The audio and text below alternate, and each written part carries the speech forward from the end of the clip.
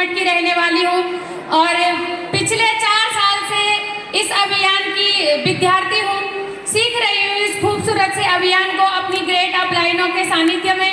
मैं प्रणाम करती हूँ इस मंच के माध्यम से आदरणीय टीसी सर, हमारे अभियान के संस्थापक। प्रणाम करती हूँ सभी रिस्पेक्टेड कोर लीडर और प्रणाम करती हूँ पूरी यूथ टीम का जिन्होंने इतना बड़ा आयोजन किया। मेरी इस अभियान में पिछले 4 साल पहले शुरुआत हुई थी। मेरी किसी पड़ोसी के माध्यम से मुझे ये अभियान मिला था। शुरुआत में मैंने सीरियसली नहीं लिया इस काम को, क्योंकि 2 वक्त की रोटी के लिए बहुत ज़्यादा स्ट्रगल नहीं करना पड़ता था और ऐसा नहीं लगता था कि इस काम की ज़रूरत है, क्योंकि आसानी से जो है 2 वक्त की रोटी मिल जाती थी। लेकिन उसके बाद मेरे जीवन में एक ऐसी घटना हुई जिसने जो है मुझे हिलाकर रख दिया अंदर से, और ये हो गया था कि अब जीवन आगे जीना है या यही खत्म करना है। क्योंकि मेरे 2 छोटे छोटे बच्चे थे, मेरी एक बेटी 4.5 साल की और बेटा 2.5 साल का। तो 2 छोटे बच्चों के साथ में जो है मेरे पति ने मुझे छोड़ दिया था और ऐसे लग रहा था कि मैं कौन सा तरीका अपनाऊं जिससे मैं अपने आप को ही खत्म कर दूं।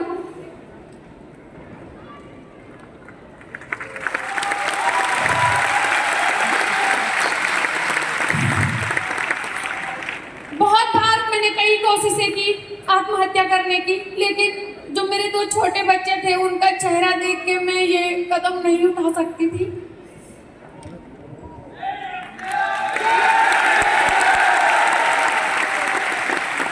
फिर जब मेरे इस संघर्ष भरी जीवन की शुरुआत हुई तो मैंने सिलाई के काम से शुरू किया।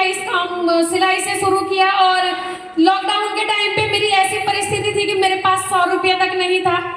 तो सिलाई से शुरुआत की, थोड़ी बहुत 4-5 हज़ार रुपये इकट्ठा किए। उससे मैंने कुछ लेडीज कॉस्मेटिक सामान खरीदा गांव में, उसको बेचने लगी। मेलों में ठेलियां तक लगाती थी। लेकिन उसी बीच मेरे जीवन की सफल मार्गदर्शक मेरी अपलाइन सुषमा बिष्ट दीदी मेरे जीवन में आए और उन्होंने मुझे इस अभियान का विजन क्लियर करवाया।